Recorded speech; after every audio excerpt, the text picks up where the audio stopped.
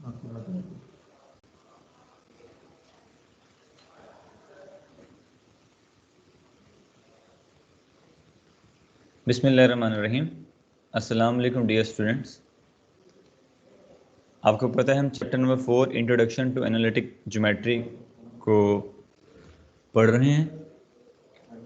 हमने बेटा equation of straight line सारी डिस्कस कर ली और उसकी हेल्प से जितने क्वेश्चन हम सॉल्व कर सकते हैं उन क्वेश्चन को हम सॉल्व कर रहे हैं। कल लास्ट वर्किंग डे हमने क्वेश्चन नंबर 13, 15 और 21 किया था। नेक्स्ट हम क्वेश्चन नंबर 22 को सॉल्व करते हैं। अब देखिए डियर स्टूडेंट, वो कह रहे हैं कि in each of the following check whether the two lines are parallel perpendicular, neither parallel nor perpendicular. Dear student, आपको उसने इक्वेशन ऑफ स्ट्रेट लाइन दी गई है ऑलरेडी और उसकी आपसे डिमांड है बताएं कि कौन सी लाइंस पैरेलल हैं और कौन सी परपेंडिकुलर हैं। तो डियर स्टूडेंट, हमने थ्योरम्स को सॉल्व किया हुआ है कि अगर आपके पास दो लाइंस आपस में पैरेलल हैं तो उन दोनों के स्लोप्स की कंडीशन वो दोनों इक्वल्स होंगे। मीन कि लाइन 1 के स्लोप को हम m1 कह दें, लाइन 2 के स्लोप को हम m2 कह दें। अगर दोनों लाइंस पैरेलल हैं तो दोनों के स्लोप्स इक्वल होंगे, mean m1 is equal to m2। और अगर दो लाइंस परपेंडिकुलर है, perpendicular to each other, then slopes की कंडीशन क्या होगी? तो डियर स्टूडेंट, आपके पास रिजल्ट होगा m1 m2 is equal to -1। Mean जब दो लाइंस परपेंडिकुलर होंगी उन दोनों के स्लोप का प्रोडक्ट जो होगा वो -1 के इक्वल होगा। अच्छा, अब देखिए dear student, 2x plus y -3 is equal to 0, उसने ये first equation of straight line दी हुई है और दूसरी है 4x plus 2y plus 5 is equal to 0, एक second equation of straight line दी गई है और उसने आपसे डिमांड किया है कि आप हमें बताएं कि ये दो लाइंस पैरेलल हैं या फिर परपेंडिकुलर हैं। अच्छा डियर स्टूडेंट, आप देखें, अगर मैं यहाँ स्क्रीन पर एक जनरल फॉर्म लिख रहा हूँ इक्वेशन ऑफ स्ट्रेट लाइन की, जिसे मैं लिखता हूँ ax plus by plus c is equal to 0। तो डियर स्टूडेंट, ये आपके पास जनरल फॉर्म है इक्वेशन ऑफ स्ट्रेट लाइन की ax plus by plus c is equal to 0। अब डियर स्टूडेंट, इसको मैं स्लोप इंटरसेप्ट फॉर्म की हेल्प से सॉल्व करना चाह रहा हूँ। स्लोप इंटरसेप्ट फॉर्म आपको पता है y is equal to mx plus c। Slope intercept form हमारे पास क्या होती है? y is equal to mx plus c। तो ये आपके पास स्लोप इंटरसेप्ट फॉर्म है, y is equal to mx plus c। अब डियर स्टूडेंट, आपके पास जो जनरल फॉर्म है equation of straight line ax plus by plus c is equal to 0, आपने स्लोप इंटरसेप्ट फॉर्म में इसको सॉल्व करना है। तो आप देखें, ax plus by plus c is equal to 0 है, तो मैं अगर यहाँ से आप देखें, इस आप first equation of straight line को देखें, बी वाई है ना, तो अगर मैं बी वाई वाला रिजल्ट लेफ्ट साइड पर रखता हूँ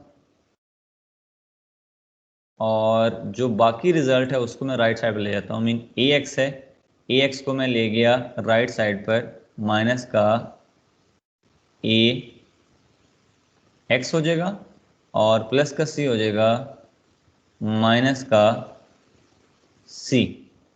डियर स्टूडेंट, बी वाई मैंने वहीं रखा, ए एक्स और प्लस सी को मैं राइट साइड पर ले गया, तो ये माइनस ए एक्स माइनस का सी हो गया। देन देखिए डियर स्टूडेंट्स, आप स्लोप इंटरसेप्ट फॉर्म जब होती है तो रिजल्ट आपके पास लेफ्ट साइड पे y, मीनिंग y अकेला होता है, उसका कोफिशिएंट 1 होता है। तो अगर मैं y को अकेला करना चाहता हूँ तो देखिए मैंने y यहाँ पर लेफ्ट पर लिख दिया और b मल्टीप्लाई हो रहा है राइट साइड पर जाकर, ये जो b होगा ये डिवाइड हो जाएगा। तो डियर स्टूडेंट, वो माइनस ए एक्स के नीचे भी डिवाइड होगा और माइनस सी के नीचे भी डिवाइड होगा। तो जब वो माइनस ए एक्स के नीचे डिवाइड होगा तो हम इसको इस तरह लिख सकते हैं, minus a divided by b, मैं यहाँ लिख देता हूँ। और अगर मैं इसको रिमूव करूँ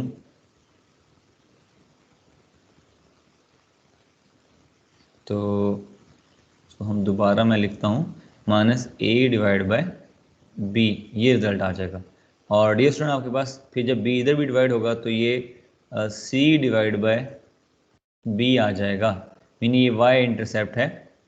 तो इसको अगर आप स्टैंडर्ड फॉर्म में अगर सेंटर में प्लस होता है तो इसको प्लस करना चाहते हैं तो यहाँ जब प्लस होगा तो यहाँ माइनस सी ओवर बी आ जाएगा। और यहाँ पर एक्स भी राइट करना था, वो एक्स मैंने राइट नहीं किया। तो ये देखें, इसको हम ज़रा दोबारा चेंज करते हैं।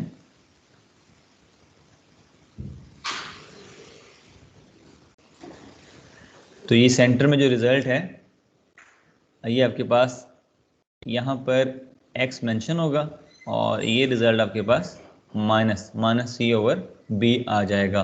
तो डियर स्टूडेंट आप देखें ये वाला हिस्सा जो है m रिप्रेजेंट करता है स्लोप को, लाइन के स्लोप को रिप्रेजेंट करता है। इसी तरीके से x का जो कोफिशिएंट होता है, तो यहाँ पर x का जो कोफिशिएंट है डियर स्टूडेंट ये माइनस ए ओवर बी है।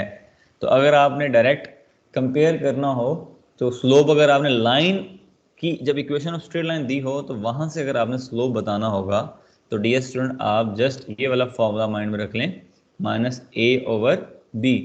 ये minus a over B condition कब यूज करनी है? जब आपके पास इक्वेशन ऑफ स्ट्रेट लाइन दी हो और आपने डायरेक्ट उसका स्लोप बताना हो तो आपने फॉर्मूला माइंड में रख लेना है। क्या फॉर्मूला है? Minus a over B. और ये भी माइंड में रख लें बेटा कि जो x का कोफिशिएंट है वो a है, जो y का कोफिशिएंट है b। x का कोफिशिएंट क्या है? a और y का कोफिशिएंट क्या है? b। तो आपके पास स्लोप का फॉर्मूला अब आ गया माइनस a ओवर b। तो अब आप बेटा देखें ये रिजल्ट है 2x plus y minus 3 is equal to 0। तो मैंने बेटा आपको क्या बताया, लाइन 1 के स्लोप को हमने m1 कह दिया और लाइन 2 के स्लोप को m2 कह दिया। हमने फॉर्मूला भी पढ़ा है minus a over B. x का कोफिशिएंट a होता है, y का कोफिशिएंट b होता है। तो डियर स्टूडेंट देखें x का फॉर्मूला क्या है? m1 is equal to minus a over b. तो x का कोफिशिएंट 2 है तो a की जगह 2 आ जाएगा, और y का कोफिशिएंट 1 है तो b की जगह 1 आ जाएगा। तो लाइन 1 का जो स्लोप आ गया वो माइनस 2 आ गया है। अब नेक्स्ट बेटा 4x plus 2y plus 5 is equal to 0। तो आपने लाइन 2 का स्लोप बताना है, उसे हमने m2 कह दिया। फॉर्मूला आपको पता है minus a over b, m2 is equal to minus a over b. तो x का कोफिशिएंट 4 है तो मैंने a की जगह 4 लिख दिया, और y का कोफिशिएंट आपके पास 2 है जो कि b की जगह पर आएगा। तो रिजल्ट आपके पास माइनस 4/2 हो गया। तो सॉल्व करेंगे, कटिंग होगी तो माइनस 2 आ गया। देखिए m1 का स्लोप भी माइनस 2 है, m2 का स्लोप भी माइनस 2 है, दोनों के स्लोप्स इक्वल आ गए। तो इसका मतलब सो लाइंस आर पैरेलल। देखिए एक वक्त में ऐसा तो नहीं हो सकता कि एक वक्त में दोनों लाइंस पैरेलल भी हैं, दोनों परपेंडिकुलर भी हैं। या तो वो पैरेलल होंगी या वो परपेंडिकुलर होंगी। तो हमें परपेंडिकुलर चेक करने की जरूरत नहीं, हमने लिख दिया just so lines are parallel. अब हम बी पार्ट अगर हम सॉल्व करें तो डियर स्टूडेंट उसने आपको इक्वेशन ऑफ स्ट्रेट लाइन दी हुई है 3y is equal to 2x plus 5। तो आपने क्या किया, 2x और 5 को लेफ्ट साइड पर ले गए तो minus 2x plus 3y minus का 5 इज इक्वल टू 0। तो अब आपको पता है लाइन 1 का स्लोप का फॉर्मूला, m1 का स्लोप क्या होगा? Minus a over b. तो देखें माइनस ये फॉर्मूले वाला, x का कोफिशिएंट आपके पास माइनस 2 है वो a की जगह आ गया माइनस 2, y का कोफिशिएंट b है जो कि 3 है तो b की जगह ये 3 आ गया। नेगेटिव नेगेटिव पॉजिटिव, तो m1 आपके पास 2/3 हो गया। देन मैं लाइन 2 का स्लोप फाइंड कैलकुलेट करूंगा। तो dear student 3x plus 2y minus 8 is equal to 0। आपने m2 कैलकुलेट करना है, फॉर्मूला आपको पता है माइनस ए ओवर बी है। तो माइनस फॉर्मूले का और a आपके पास x का कोफिशिएंट होता है वो 3 है, और y का कोफिशिएंट b वो 2 है, वो पुट किया तो माइनस 3/2 आ गया। अब देखें एक का आंसर 2/3 आ रहा है और एक का आंसर माइनस 3/2 आ रहा है।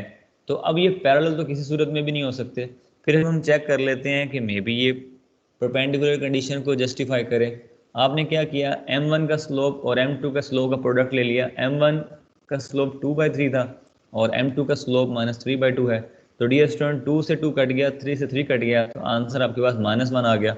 तो आपने ये कंडीशन पढ़ी थी जब दो लाइन्स का स्लोप उन दोनों का प्रोडक्ट जो है वो -1 के इक्वल आ गया तो दोनों लाइंस आपस में परपेंडिकुलर होंगी। तो डियर स्टूडेंट आप ये माइंड में रखें, सो लाइंस आर परपेंडिकुलर। तो जो गिवन लाइंस थे ये परपेंडिकुलर हैं। अगर समटाइम ऐसा हो ना तो वो इक्वल स्लोप आए ना ही वो उनका प्रोडक्ट -1 के इक्वल आए, तो डियर स्टूडेंट फिर ये कंडीशन होगी नीदर पैरेलल नॉर परपेंडिकुलर। तो ये अब आपने माइंड में रखना है। क्वेश्चन नंबर 22, उसके जितने भी जो रिमेनिंग पार्ट्स हैं डियर स्टूडेंट ये आपने खुद सॉल्व कर लेने हैं। नेक्स्ट हम क्वेश्चन स्टार्ट करते हैं।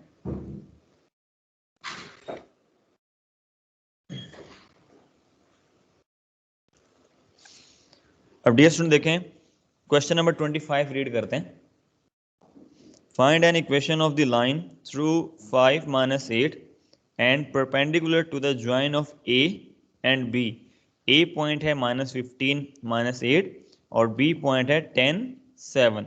तो डियर स्टूडेंट उसने क्या कहा, वो कहता है कि आप इक्वेशन ऑफ लाइन कैलकुलेट करें जो कि इस पॉइंट से पास करती है। डियर स्टूडेंट उसने पॉइंट आपको दिया हुआ है 5 - 8, मगर आपको जो लाइन आपने कैलकुलेट करनी है उसका स्लोप आपको नहीं दिया गया, मगर जो लाइन आपने कैलकुलेट करनी है उसके परपेंडिकुलर लाइन के 2 पॉइंट्स दिए गए हैं जो आपस में ज्वाइन कर रहे हैं। तो दोबारा से बेटा सुन लें, आपने इक्वेशन ऑफ लाइन कैलकुलेट करनी है। इक्वेशन ऑफ लाइन जो आपने कैलकुलेट करनी है उसके ऊपर एक पॉइंट मेंशन किया गया है।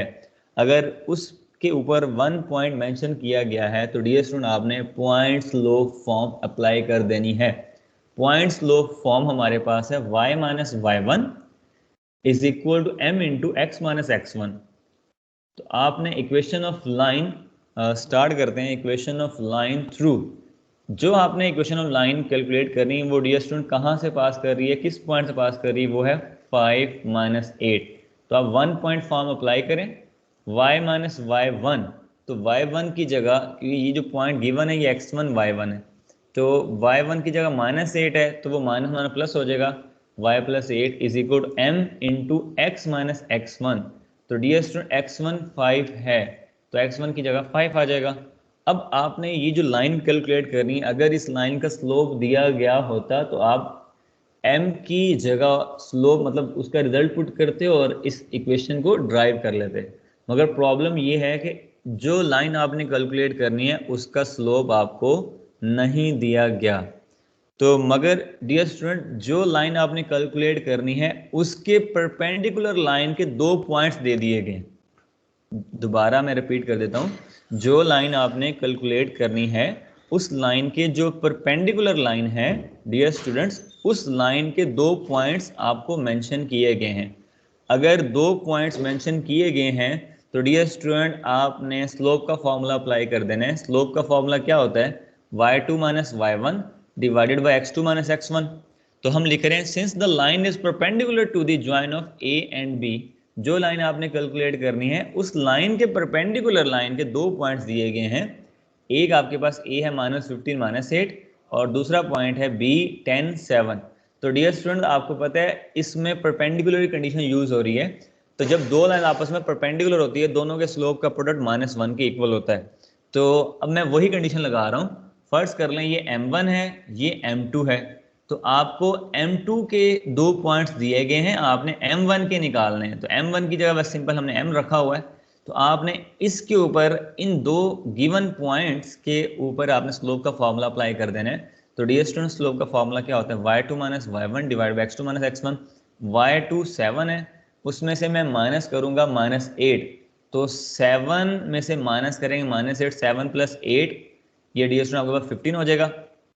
और 10 में से माइनस करना है माइनस का 15, तो 10 + 15 ये आपके पास 25 हो जाएगा।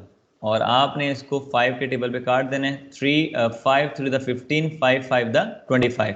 तो डियर स्टूडेंट ये 3/5 आ गया इज इक्वल टू -1 है। 5 डिनोमिनेटर में वो -1 से मल्टीप्लाई हो जाएगा, -5 आ जाएगा और आपके पास 3 मल्टीप्लाई और इधर जाके डिवाइड हो जाएगा। तो जो लाइन आपने कैलकुलेट करनी है उसका स्लोप आ गया -5/3। देखें जो परपेंडिकुलर लाइन दी, जो लाइन आपने कैलकुलेट करनी है उसके परपेंडिकुलर लाइन का स्लोप 3/5 है, मगर जो लाइन आपने कैलकुलेट करनी है उसका स्लोप -5/3 है। वो स्लोप आपने डियर स्टूडेंट्स कैलकुलेट कर लिया है। अगर वो स्लोप आपने कैलकुलेट कर लिया है, यहाँ तक आपने सॉल्व किया था y + 8 is equal to m into x - 5। तो डियर स्टूडेंट आपको उसका स्लोप नहीं पता था जो लाइन आपने कैलकुलेट करनी थी, तो अब आपने वो स्लोप कैलकुलेट कर लिया है -5/3। अब आपने -5/3 को इस रिक्वायर्ड इक्वेशन ऑफ लाइन के अंदर पुट करना है, तो रिजल्ट होगा y + 8 is equal to m की जगह आ जाएगा -5/3 इंटू x - 5। तो 3 को मल्टीप्लाई कर दे लेफ्ट हैंड साइड पर, तो 3 × y 3y, 3 × 8 24, और -5 को मल्टीप्लाई करें x - 5 से तो -5x + 25। और डियर स्टूडेंट हम मोस्टली कोशिश करते हैं x का कोफिशिएंट हमारे पास पॉजिटिव रहे, तो -5x को मैं लेफ्ट साइड ले गया, +5x हो गया, 3y ऑलरेडी उधर है, और 24 और ये 25 तो जाके सब्ट्रैक्ट हो जाएगा, 24 - 25 आपके पास -1, तो ये रिक्वायर्ड इक्वेशन ऑफ लाइन आपके पास 5x + 3y - 1 = 0। तो ये क्वेश्चन नंबर 25 भी आपने कैलकुलेट कर लिया। अब देन क्वेश्चन नंबर 25 के बाद हम डिस्कस करते हैं क्वेश्चन नंबर 26। तो डियर स्टूडेंट आप बुक से 26 की स्टेटमेंट भी रीड करें। 26 क्वेश्चन क्या था, find equations of 2 parallel lines. Dear student आपने 2 पैरेलल लाइंस हैं, उनकी इक्वेशंस को ड्राइव करना है जो कि परपेंडिकुलर है। Find equation of 2 parallel lines perpendicular to 2x - y + 3 = 0 such that the product of the x and y intercept of each is 3। और आपके पास x और y इंटरसेप्ट उन दोनों का जो प्रोडक्ट है वो 3 के इक्वल है। अब ये स्टूडेंट, अब आपने देखें 26 की स्टेटमेंट में क्या था, आपने 2 पैरेलल लाइंस की इक्वेशंस को सॉल्व करना, उसको डिराइव करना, उसको कैलकुलेट करना है, फाइंड करना है। डियर स्टूडेंट, मगर जिन 2 पैरेलल लाइंस को आपने कैलकुलेट करना है, डियर स्टूडेंट आपको उनके बारे में कुछ भी नहीं पता, बट आपको ये पता है कि जो 2 पैरेलल लाइंस आपने कैलकुलेट करनी है, उन 2 पैरेलल लाइंस के सामने जो परपेंडिकुलर लाइन है वो गिवन है। ये जो स्क्रीन पर आपको नजर आ रही है given equation of line 2x - y + 3 = 0। तो डियर स्टूडेंट जो स्क्रीन पर आपको इक्वेशन ऑफ स्ट्रेट लाइन नजर आ रही है, ये उन 2 रिक्वायर्ड पैरेलल लाइंस के परपेंडिकुलर लाइन है। जो आपने कैलकुलेट करनी है ये वो लाइन नहीं है, मगर जो आपने कैलकुलेट करनी है उनके जो परपेंडिकुलर लाइन है ये वो लाइन है 2x - y + 3 = 0। तो स्लोप ऑफ गिवन लाइन आपके पास देखें, लाइन से स्लोप कैसे देखते थे हम, आपको पता है फॉर्मूला होता है -a/b। x का कोफिशिएंट a होता है और y का कोफिशिएंट b होता है। तो स्लोप ऑफ गिवन लाइन मैं लिख रहा हूँ -a/b माइनस फार्मूले का, डियर स्टूडेंट a आपके पास 2 है, 2 पुट किया, डिवाइडेड बाय b जो है y का कोफिशिएंट है जो कि -1 है, तो माइनस और माइनस कट गया, तो डियर स्टूडेंट आपके पास 2 रिजल्ट आ गया। जो लाइन आपको गिवन थी उसका स्लोप डियर स्टूडेंट्स आपके पास 2 आ गया। और स्लोप ऑफ रिक्वायर्ड लाइन, मैं फिर भी अगर आपको थोड़ा सा अगर एक स्केच दे दूं, देखें फर्ज कर लें कि ये एक लाइन है और उसके पैरेलल एक और लाइन है। अब फर्ज कर लें ये 2 पैरेलल लाइंस को आपने कैलकुलेट करना है, और उन 2 पैरेलल लाइंस के परपेंडिकुलर एक लाइन है डियर स्टूडेंट, जैसे ये देखें, ये मैंने उन 2 पैरेलल लाइंस के सामने एक परपेंडिकुलर लाइन ड्रॉ कर दी। तो फर्ज कर लें जो हॉरिजॉन्टल लाइन आपको नजर आ रही है, इसका स्लोप आपको दिया गया है आपके पास रिजल्ट 2। तो इसमें आपने कंफ्यूज नहीं होना कि सर हॉरिजॉन्टल लाइन है तो स्लोप 0 है। अगर फॉर एग्जांपल हम इसको अगर चेंज करें, इनकी डायरेक्शन को चेंज करें, कि अगर हम यहाँ में पेन लेता हूँ, फर्ज कर लें कि एक पैरेलल लाइन आपके पास ये है और दूसरी ये है, और उनके परपेंडिकुलर एक और लाइन है, इस तरीके से वो लाइन है। तो जो परपेंडिकुलर लाइन है, मीन के जो आपको लाइन नजर आ रही है सिंगल लाइन, इसका स्लोप आपके पास 2 है। तो आपको पता है परपेंडिकुलर कंडीशन क्या होती है, दोनों स्लोप, आपके पास दोनों स्लोप का जो प्रोडक्ट अगर -1 के इक्वल है तो वो परपेंडिकुलर कंडीशन को जस्टिफाई कर देता है। तो इस तरीके से हम इसको सॉल्व करते हैं, इनको मैं रिमूव कर देता हूँ।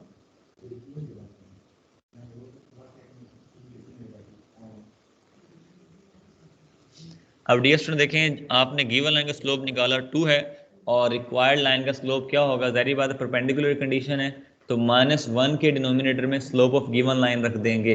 तो स्लोप ऑफ गिवन लाइन 2 है और ऊपर -1 है। अब जो दो लाइंस जो रिक्वायर्ड पैरेलल लाइंस आपने कैलकुलेट करनी है डियर स्टूडेंट, उसका स्लोप आपके पास -1/2 आ गया है। तो देन अब आप देखें जस्ट आपके पास उन रिक्वायर्ड पैरेलल लाइंस का स्लोप आया है, बाकी और प्रॉपर कंडीशन अभी नहीं आई। हम फर्ज कर लें let required parallel lines are या इज, क्योंकि दो लाइंस यहां से हम जनरेट करेंगे। फर्स्ट करते हैं, हम कहते हैं y is equal to m x plus c है, हमने स्लोप इंसर्ट फॉर्म यूज कर ली। हम कहते हैं कि वो जो दो पैरेलल लाइंस हैं उनकी कंडीशन आपके पास इस तरह होगी, y is equal to m x plus c. अभी तक हमें सिर्फ उन दो पैरेलल लाइंस का जस्ट सिर्फ स्लोप पता लगा है। स्लोप m का रिजल्ट आपके पास आपने क्लिक किया। अब डियर स्टूडेंट देखें, आपके पास जो स्लोप है m वो -1/2 है, तो m की जगह मैंने -1/2 पुट कर दिया, क्योंकि अभी तक सिर्फ जस्ट आपको स्लोप पता लगा है। m की जगह -1/2, साथ में x है और प्लस का c। अब डियर स्टूडेंट आपने क्या करना है कि 2 अगर आप एलसीएम ले लें तो रिजल्ट बनेगा -x प्लस 2c, और 2 को जब आप मल्टीप्लाई करेंगे लेफ्ट साइड पर तो 2y is equal to -x plus 2c, और -x dear student left side पर ले जाएं, क्योंकि x का कोएफिशिएंट हम पॉजिटिव रखते हैं, तो x प्लस 2 है और प्लस का 2c लेफ्ट साइड पर चला जाएगा, तो रिजल्ट आपके पास आ जाएगा x plus 2y minus 2c is equal to 0। अभी देखें, अभी हमें फील हो रहा है कि ये जस्ट एक लाइन आपने कैलकुलेट कर लिया है। अब देखें, आपको कुछ कंडीशंस भी गिवन थी क्वेश्चन की स्टेटमेंट में कि जो दो रिक्वायर्ड लाइंस आपने कैलकुलेट करनी है उसके परपेंडिकुलर एक लाइन गिवन थी, आपने उसका स्लोप निकाला और फिर परपेंडिकुलर कंडीशन लगा के आपने रिक्वायर्ड लाइन का स्लोप कैलकुलेट कर लिया। अब डियर स्टूडेंट देखें, क्वेश्चन की कंडीशन में ये भी था कि जो दो रिक्वायर्ड पैरेलल लाइंस हैं उन दोनों का जो x इंटरसेप्ट और y इंटरसेप्ट है, उन दोनों का जो प्रोडक्ट है डियर स्टूडेंट वो इक्वल किसके है। उन्होंने कंडीशन भी आपको दी हुई है, वो इक्वल है 3 के। x इंटरसेप्ट और y इंटरसेप्ट इन दोनों का जो प्रोडक्ट है वो 3 के इक्वल है। तो अब आप देखें, आपको ये पता है कि आपने अगर x इंटरसेप्ट और y इंटरसेप्ट कैलकुलेट करना है बेटा, ये आपको लास्ट वर्किंग डे बताया भी था। x इंटरसेप्ट जब होता है तो वहाँ पर x का पॉइंट ज़रूर होता है मगर वहाँ पर y 0 होता है। जब हम y इंटरसेप्ट की बात कर रहे होते हैं वहाँ y का पॉइंट मेंशन होता है और x का पॉइंट मेंशन होता है, मगर x 0 होता है। x इंटरसेप्ट के ऊपर y 0 होगा, y इंटरसेप्ट के लिए x 0 होगा। तो देखें, आपने x और y क्योंकि दोनों का प्रोडक्ट उधर यूज़ कर रहा है कि क्वेश्चन नंबर 26 में उनकी कंडीशन यूज़ कर रहा है। रिक्वायर्ड पैरेलल लाइन कंडीशन क्या है कि x इंटरसेप्ट और y इंटरसेप्ट का जो प्रोडक्ट है वो 3 के इक्वल है। तो अब हमें x इंटरसेप्ट और y इंटरसेप्ट निकालना चाहिए। x इंटरसेप्ट निकालने के लिए मुझे y को 0 पुट कर देना चाहिए, और जब मैंने y इंटरसेप्ट निकालना है तो मुझे x को 0 पुट कर देना चाहिए। For x intercept put y is equal to 0 in equation 1। तो डियर स्टूडेंट, x का पॉइंट कैलकुलेट करने के लिए मैंने y को 0 पुट कर दिया। तो जब आप y को 0 पुट करेंगे तो x minus 2c is equal to 0, यहाँ से x का रिजल्ट 2c आ जाएगा। और for y intercept put x is equal to 0 in equation 1। तो देखें आप 2y, क्योंकि जब हम y का पॉइंट निकाल रहे हैं अब हम x को 0 पुट कर रहे हैं। जब मैंने x को 0 पुट किया तो result 2y minus 2c is equal to 0, then 2y is equal to 2c।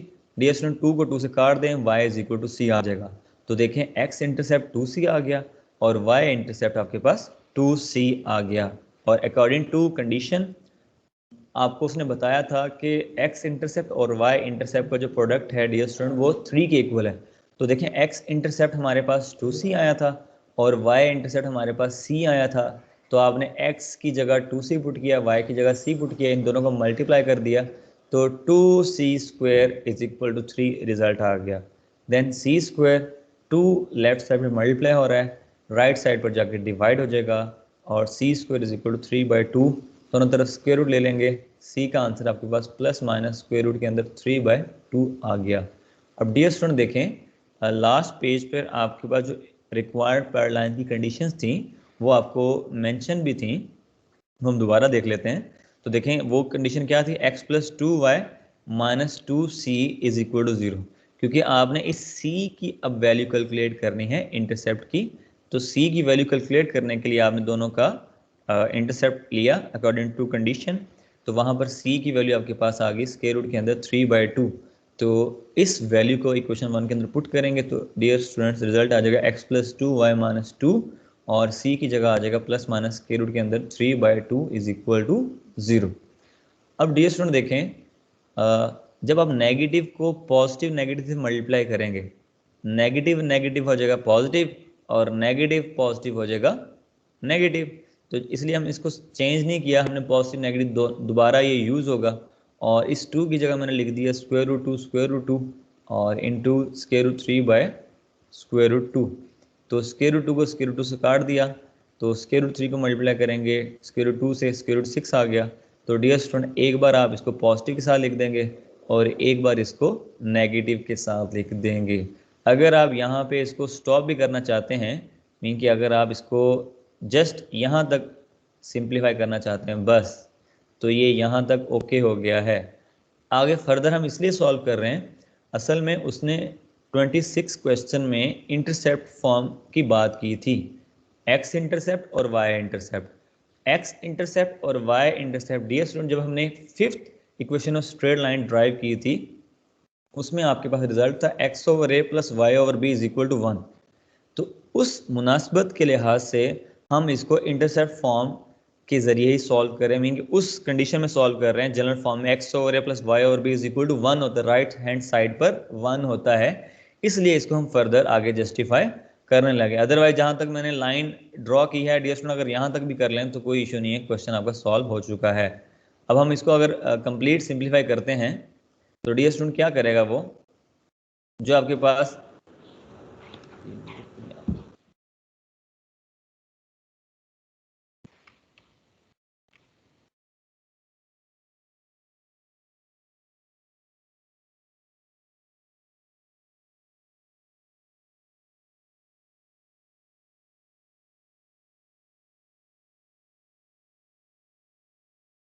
चलें खैर, आप देखें √6 है, √6 राइट साइड पर जाके माइनस हो जाएगा। और डियर स्टूडेंट आपने राइट हैंड साइड पर 1 बनाना है, तो 1 बनाने के लिए जो नंबर राइट हैंड साइड में मौजूद होगा उसी नंबर से आप डिवाइड कर दें। तो -√6 से डिवाइड करेंगे -√6, राइट साइड पे भी डिवाइड करेंगे और लेफ्ट हैंड साइड पे भी डिवाइड करेंगे। तो ये डियर स्टूडेंट रिजल्ट आ गया x/-√6, और प्लस माइनस माइनस कर सकते हैं मगर स्टैंडर्ड फॉर्म में सेंटर में प्लस है, तो y/√6/2 और ये 1 आ गया। सिमिलरली इस क्वेश्चन को भी इस तरीके से, इस इक्वेशन को भी हम सॉल्व कर लेंगे। नेक्स्ट हम क्वेश्चन नंबर 26 डिस्कस करते हैं।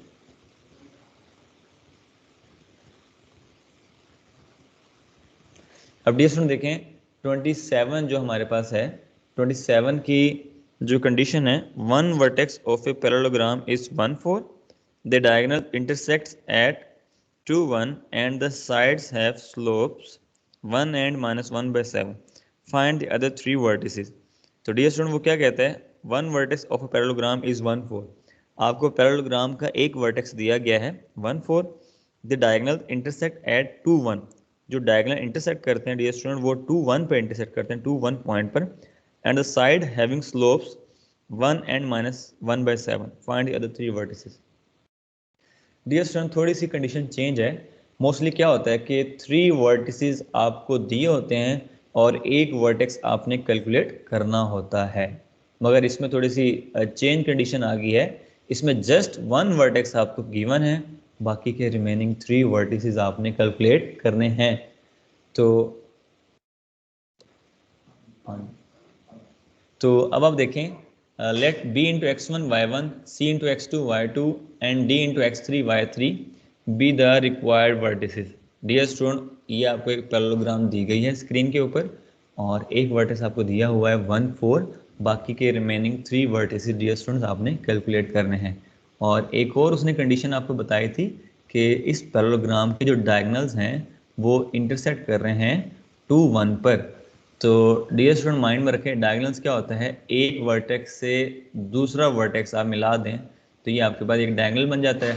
और जैसे ए से लेकर सी तक एक डायगोनल है, और बी से लेकर डी तक एक डायगोनल है।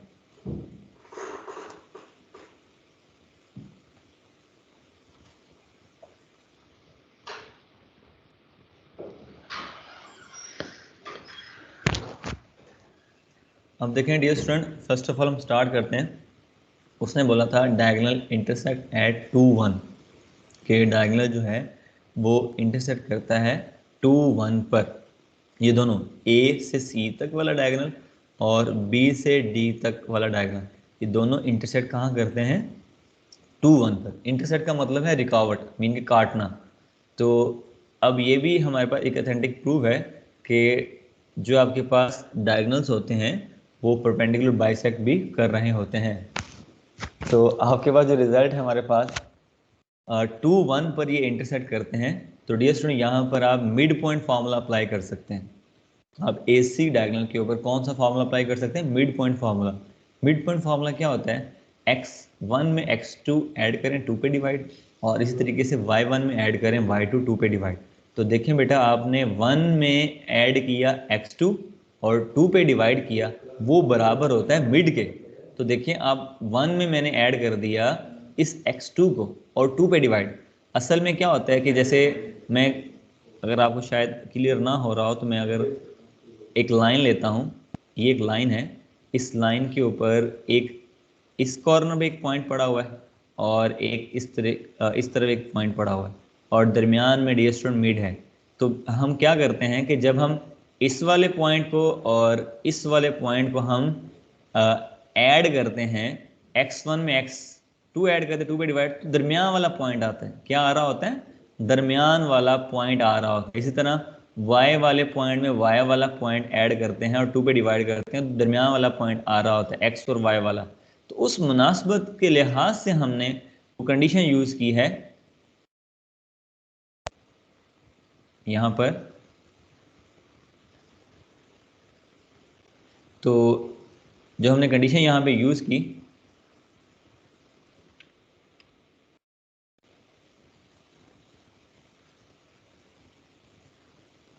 ये मिस क्यों है?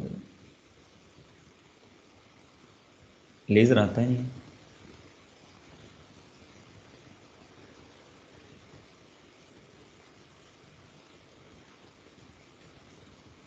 चलें लीव।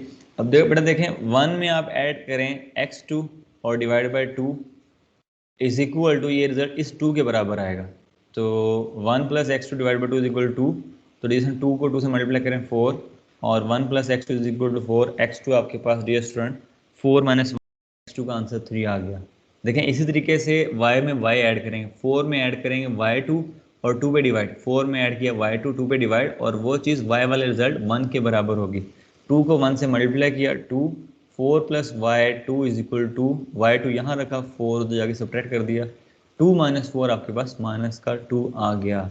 तो अब डियर स्टूडेंट आपके पास सी वाला पॉइंट आ चुका है, वो है x2 y2, वो है 3 माइनस 2। अब नेक्स्ट जो है आपने B और D कैलकुलेट करना है। 3 वर्टिसेस आपने कैलकुलेट करने थे, एक वर्टेक्स आपने कैलकुलेट कर लिया, बाकी के रिमेनिंग 2 वर्टिसेस आपने कैलकुलेट करने हैं। एक तो आपने B वाला कैलकुलेट करना है और दूसरा आपने कौन सा कैलकुलेट करना है? D वाला। B वाले के कोऑर्डिनेट्स हैं x1 y1 और D वाले के कोऑर्डिनेट्स हैं x2 x3 y3। अब डियर स्टूडेंट्स आप यहाँ पर बाइसेक्ट वाली कंडीशन, जो इंटरसेक्ट वाली कंडीशन है, यहाँ पर मिड पॉइंट वाली कंडीशन यूज़ नहीं कर सकते। वो इसलिए यूज़ नहीं कर सकते, अगर आप यूज़ भी करें x1 plus x3 divide by 2 equal to, तो वहाँ प्रॉब्लम क्या हो जाएगा? ना तो हमारे पास x1 है ना ही x3 है, तो फिर तो हम कुछ भी कैलकुलेट नहीं कर सकते। तो अब हम यहाँ पर मजबूर हैं बी डी डायगोनल्स के ऊपर, या तो दोनों में से कोई एक होता, फिर हम इंटरसेक्ट वाली कंडीशन, मिड पॉइंट फॉर्मूले वाली कंडीशन अप्लाई कर सकते थे। अभी फिलहाल हम ये कंडीशन अप्लाई नहीं कर सकते। तो डियर स्टूडेंट देखें, आपको 27 क्वेश्चन में पैरेललोग्राम दी गई थी और बताया गया था कि एक स्लोप, एक साइड का स्लोप 1 है और दूसरी का -1/7। तो डियर स्टूडेंट पैरेललोग्राम में अगर ए बी वाला 1 है तो अंडरस्टूड बात है डी सी वाला भी 1 है। अगर बी सी वाला -1/7 है तो अंडरस्टूड बात है ए डी वाला भी -1/7 होगा। तो डियर स्टूडेंट आपने slope of a b a b का जो स्लोप है वो मेंशन है 1 के इक्वल, वो आपने 1 के इक्वल लिख दिया, और स्लोप का फॉर्मूला आपको अप्लाई करने आता है y2 minus y1 divide by x2 minus x1। तो y1 में से आपने 4 माइनस किया, डिवाइड बाई x1 में से आपने 1 माइनस किया। तो जब हम इसको सिंप्लीफाई करेंगे तो y1 माइनस 4 वैसे ही, x1 माइनस 1 को आप 1 से मल्टीप्लाई कर देंगे। बाकी हम इसको नेक्स्ट पेज पे कंटिन्यू करते हैं, मगर उससे पहले आप इसको देख लें स्लोप ऑफ BC। B और C वाला स्लोप ds माइनस 1/7 के इक्वल है। स्लोप आपको कैलकुलेट करने आता है y2 माइनस y1। y2 का पॉइंट आपने निकाला हुआ है, y2 का पॉइंट -2 है, उस -2 में से y1 निकालेंगे, डिवाइड बाय x2 में से x1 निकालेंगे, तो 3 में से आपने x1 सब्ट्रैक्ट कर दिया। तो क्रॉस मल्टीप्लिकेशन करें, 7 को मल्टीप्लाई करें -2 इंटू -1 से, और 3 माइनस x1 को मल्टीप्लाई करें -1 से। अब नेक्स्ट पेज पर हम इसकी सिंप्लीफिकेशन देखते हैं। अब डियर स्टूडेंट देखें, आपके पास रिजल्ट आ गया x1 minus y1 is equal to -3, और -14 minus 7 y1 is equal to -3 plus x1। इसको सिंप्लीफाई करेंगे तो ये इक्वेशन 2 बन जाएगी। इक्वेशन 1 और इक्वेशन 2 को आप देखें।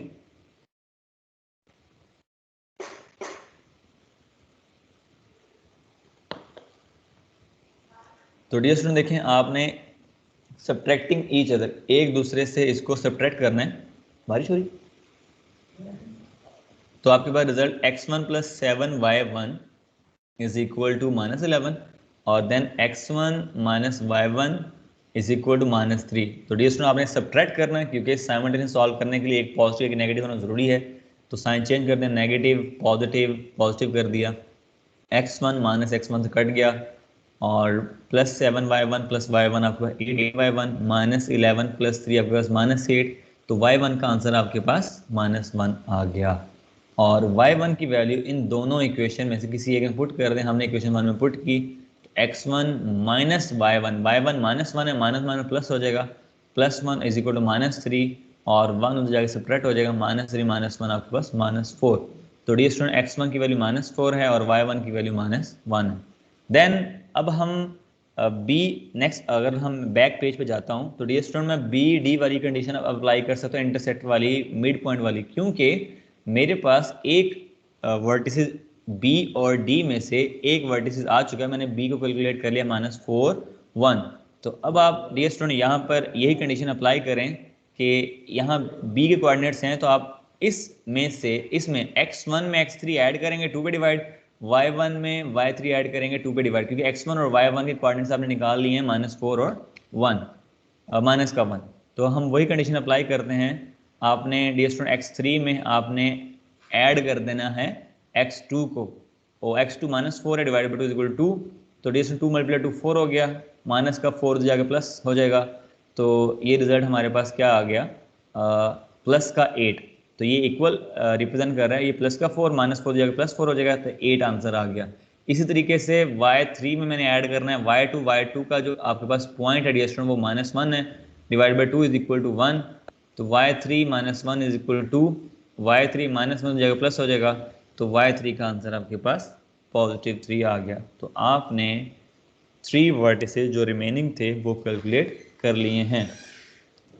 तो आज हमने डियर स्टूडेंट कौन कौन से क्वेश्चन डिस्कस किए, question number 22, question number 25, question number 26, question number 27।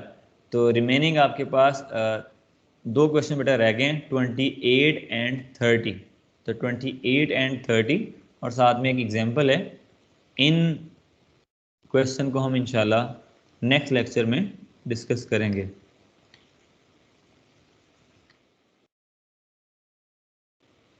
Thank you for your attention. Any question you can find me at professormuzammilslim@gmail.com. Wish you best of luck. Allah Hafiz.